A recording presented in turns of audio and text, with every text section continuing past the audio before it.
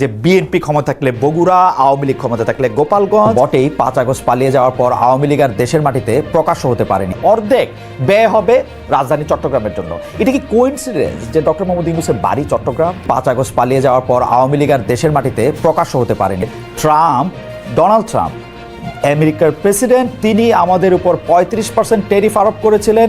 সেই 35% ট্যারিফ থেকে এখন ট্যারিফ নেমে এসেছে 20%-এ। জুলাই আন্দোলন, ছাত্র জনতার অভ্যুত্থান, হাসিনা সরকারের পতন, পলায়ন, অন্তর্বর্তী সরকার গঠন, সবকিছুর 1 বছরের হিসাব নিকাশ শুরু করতে পারি এখন আমরা। 1 বছর হতে আর দিন 2, 3, 4 বা 5 কি বাকি।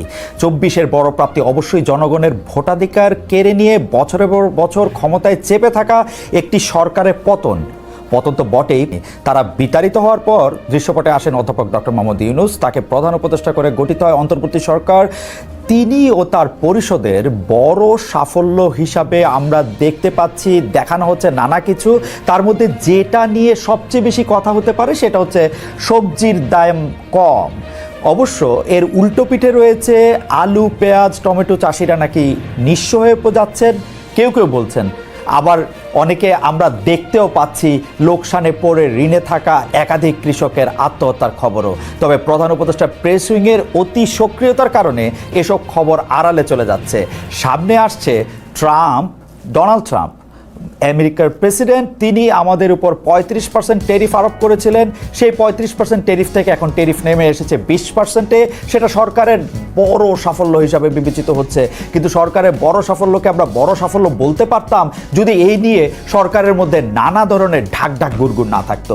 সরকার কিন্তু এই আলোচনার জন্য, এই সাফল্যের জন্য সাবাসী দিচ্ছে এখন বাণিজ্য উপদেষ্টা থেকে, কিন্তু সেখানে অনেকদিন ধরে নিরাপত্তা উপদেষ্টাও ছিলেন। তিনি নাকি অনেক কথা বলেছেন এবং সেইটার মধ্যে নাকি নানা ধরনের গোপনীয়তাও ছিল।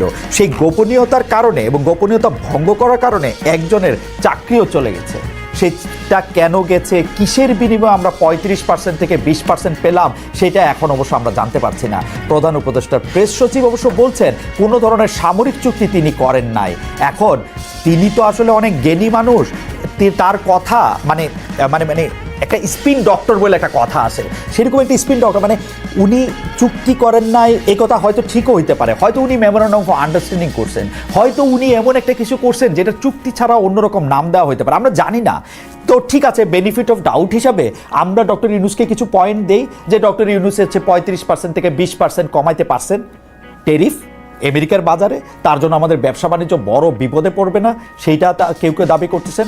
আপনি আমাদের ধন্যবাদ জানবেন ডক্টর মোহাম্মদ ইউনূস, আপনি আমাদের ধন্যবাদ জানবেন জনাব বাণিজ্য উপদেষ্টা জনাব বশির, এবং আপনি আমাদের ধন্যবাদ জানেন, কিন্তু আমাদেরকে একটু ভালো করে জানায়েন যে আসলে কিসের বিনিময়। আমি আবারও বলি, 35% থেকে যে 20%-এ আনলেন, কিসের বিনিময়, কোনো কিছু বিনিময় করতে হয়েছে কিনা সেটা একটু ভালো করে একটু জানায়েন। এবার আমরা দেখি যে সরকার প্রধান হিসাবে এই 1 বছর আপনার কেমন ছিল প্রফেসর ডক্টর মোহাম্মদ ইউনূস, প্রিয় অধ্যাপক, প্রিয় স্যার, প্রিয় শান্তিতে নোবেল বিজয়ী। আমরা দেখতে পাচ্ছি ক্ষমতায় আসার পর ডক্টর মোহাম্মদ ইউনূসের গ্রামীণ প্রতিষ্ঠানগুলো বা তার সামাজিক ব্যবসার শাখা প্রশাখাগুলো যে উত্থান, তা নিয়ে অনেক গণমাধ্যম, সামাজিক মাধ্যম, কিন্তু পরিচিত গণমাধ্যমের মধ্যে নিউ এজ বিশেষ প্রতিবেদন প্রকাশ করেছে, যাকে আমি বলছি কনফ্লিক্ট অফ ইন্টারেস্ট। একটু চোখ বোলান, এর মধ্যে রয়েছে গ্রামীণ ইউনিভার্সিটি অনুমোদন, গ্রামীণ এমপ্লয়মেন্ট সার্ভিসের জনশক্তি রপ্তানির লাইসেন্স পাওয়া, গ্রামীণ টেলিকমের ডিজিটাল ওয়ালেট চালুর অনুমতি। মনে হচ্ছে এগুলি কনফ্লিক্ট অফ ইন্টারেস্ট? মনে হচ্ছে এর একটাও মিথ্যা কথা? মনে হচ্ছে এর একটাও আমরা ডক্টর মোহাম্মদ ইউনূসকে পছন্দ করি না সেজন্য বলতেছি? আরেকটু সামনে যাই। গ্রামীণ ব্যাংকের আগামী 5 বছরের কর মৌকুফ করেছে অন্তর্বর্তী সরকার। গ্রামীণ ব্যাংকে সরকারের শেয়ার কমিয়ে 25% থেকে 10% করা হয়েছে। আগের সরকার থাকলে 666 কোটি টাকা কর দিতে হতো ডক্টর মোহাম্মদ ইউনূসকে। এটা ছিল আদালতের রায়।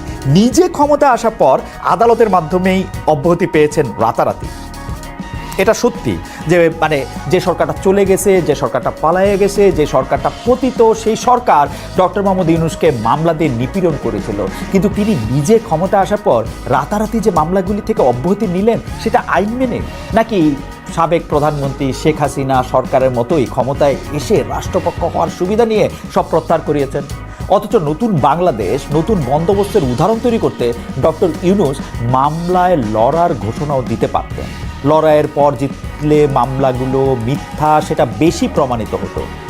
অনেকেই বলে থাকেন যে বিএনপি ক্ষমতা থাকলে বগুড়া, আওয়ামী লীগ ক্ষমতা থাকলে গোপালগঞ্জ, এরকম করে নাকি অন্তর্বর্তীকালীন সরকার ও চট্টগ্রাম। এই কথা কি আসলে ঠিক? অন্তর্বর্তীকালীন সময় কি চট্টগ্রাম গোপালগঞ্জের জায়গা বা বিএনপির সময়কার বগুড়ার জায়গা নিছে? আমরা তো জানি না তেমন কিছু, কিন্তু দু একটা খবরের দিকে আপনারা দৃষ্টি দেন। এই সরকারের যে উন্নয়ন বরাদ্দ, যে এডিপি, সেইটার অর্ধেকের বেশি এই বছর চট্টগ্রামের জন্য। অর্ধেক, অন্তত অর্ধেকের বেশি না হোক, অর্ধেকের বেশি চট্টগ্রামের জন্য। প্রথম 10 মাসে সেই এডিপির 1,12,000 কোটি টাকার ব্যয় অনুমোদন করা হয়েছে শুধুমাত্র চট্টগ্রামের জন্য। মানে 1,12,000 কোটি টাকা যে ব্যয় অনুমোদন করা হয়েছে, এই উন্নয়ন বরাদ্দের অর্ধেকের মানে অর্ধেক ব্যয় হবে রাজধানী চট্টগ্রামের জন্য। এটা কি কোইন্সিডেন্স যে ডক্টর মোহাম্মদ ইউনূসের বাড়ি চট্টগ্রাম?